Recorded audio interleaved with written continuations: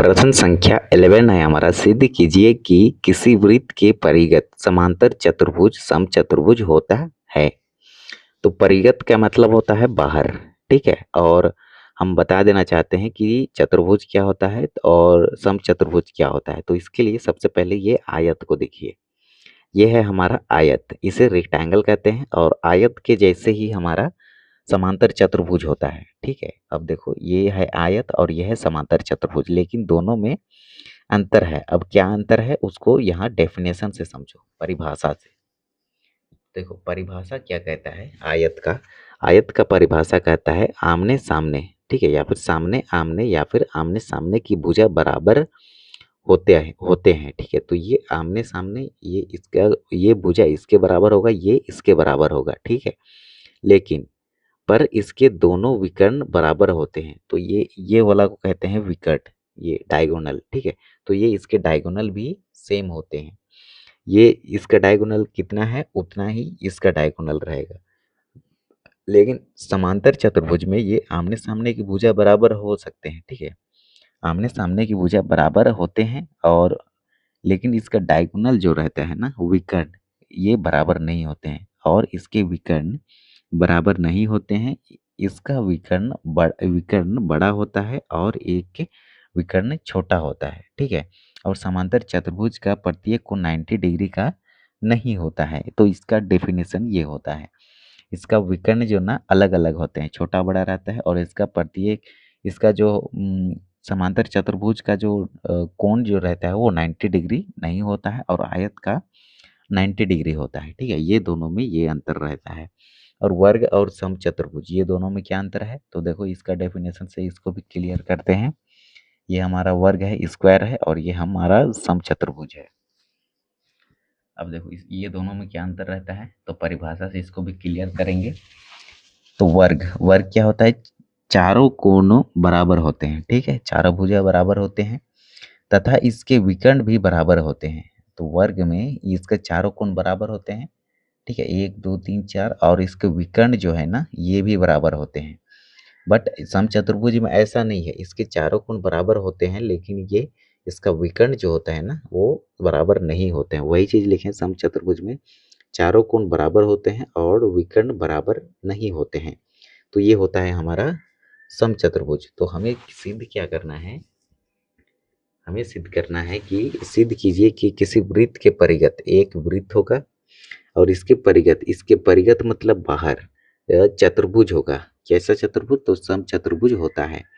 तो एक वृत्त बनाए और इसके बाहर एक समचतुर्भुज बना लिए। वृत्त को माने हैं क्या, यहाँ पर सबसे पहले ये चतुर्भुज का भुजा को माने हैं ए बी सी डी, और जहां पर स्पर्श किया है उसको माने हैं पी क्यू आर एस, ठीक है।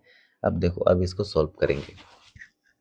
हम नीचे सॉल्व किए हैं इसको, यहाँ पर देखो सबसे पहले लिखेंगे हल में लिखेंगे ए बी सी डी एक समांतर चतुर्भुज है, ठीक है। ए बी सी डी हमारा समांतर चतुर्भुज है। आकृति में देखो ए बी सी डी, सबसे पहले ये समांतर चतुर्भुज है, वही चीज को हम यहाँ नीचे लिखे हैं।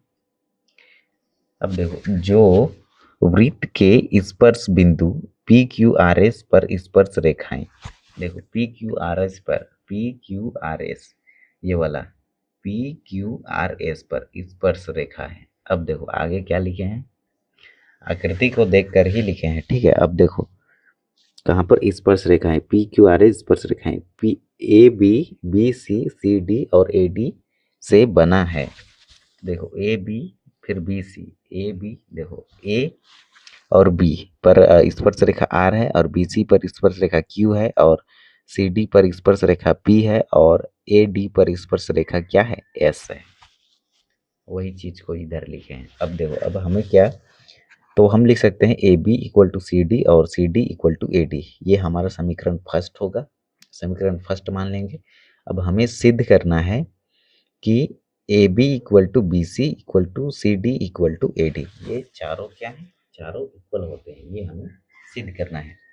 तो प्रमेय यहाँ पर अप्लाई करेंगे 10.2। तो हम जानते हैं कि किसी बाह्य बिंदु से खींची गई स्पर्श रेखा दोनों आपस में क्या होते हैं, बराबर होते हैं, या फिर बराबर होगी, ये चीज हम जानते हैं। इसी को दोबारा यहाँ पर लिख दे हैं, बाह्य बिंदु से वृत्त पर खींची गई स्पर्श रेखाएं की लंबाई जो होती है वो बराबर होती है।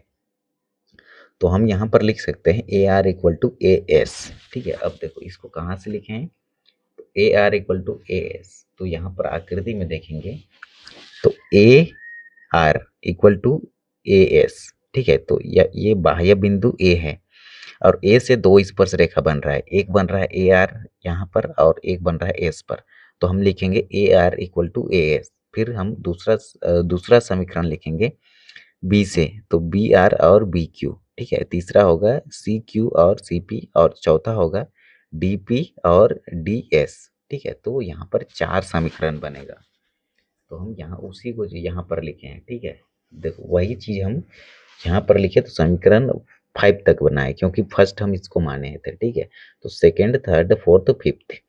अब क्या करेंगे, ये समीकरण चारों को क्या कर देंगे, पांचों को क्या करेंगे, ऐड कर देंगे, जोड़ देंगे, तब हमें बनेगा। यहाँ पर देखो ध्यान से, समीकरण ये वाला 2, 3, 4, 5 पांचों को ऐड कर देंगे, जोड़ देंगे। तो A R plus B R, देखो A R plus B R दोनों को जोड़े, प्लस लिखे, फिर डी पी और पी सी ये दोनों को जोड़े, यहाँ पर इक्वल टू लिखे, फिर ये दोनों को जोड़े यहाँ पर, फिर प्लस लिखे, फिर ये दोनों को जोड़े यहाँ पर। अब देखो A R plus D, A R plus B R, ये दोनों को हम लिखेंगे ए बी। ए बी कैसे लिखे, तो ए आर और बी आर पर देखो, ए आर और बी आर यहाँ पर ए आर और बी आर, ये कहाँ पर है, ए आर और बी आर ये दोनों यहाँ पर। ए आर इसका डिस्टेंस और बी आर इसका डिस्टेंस, ये दोनों का डिस्टेंस किसके इक्वल होगा, तो ए और बी के डिस्टेंस के बराबर। तो हम ए आर और बी आर के जगह लिखेंगे ए और बी। ठीक है, तो वही चीज हम यहाँ पर लिखे हैं, ए आर और बी आर के जगह पे हम लिखे हैं ए बी। ठीक है, और डी पी और पी सी के जगह लिखेंगे केवल डी और सी।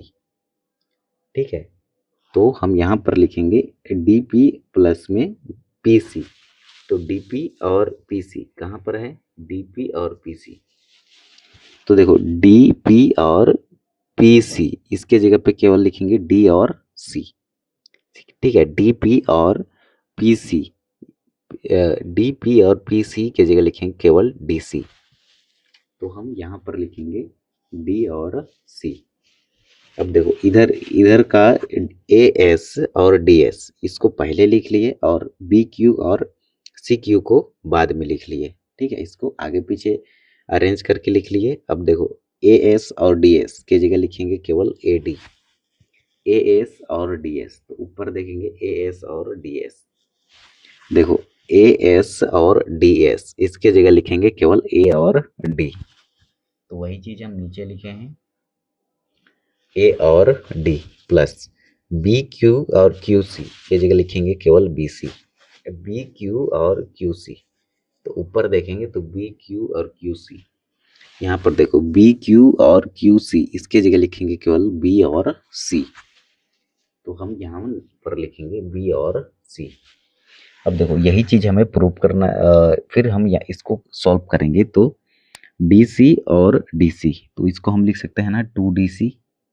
ठीक है, इसका गुणांक 1, इसका गुणांक 1 कोफिशिएंट, तो 1 1 ऐड होके क्या होगा 2, और DC दोनों से कॉमन लेंगे तो ये DC हुआ।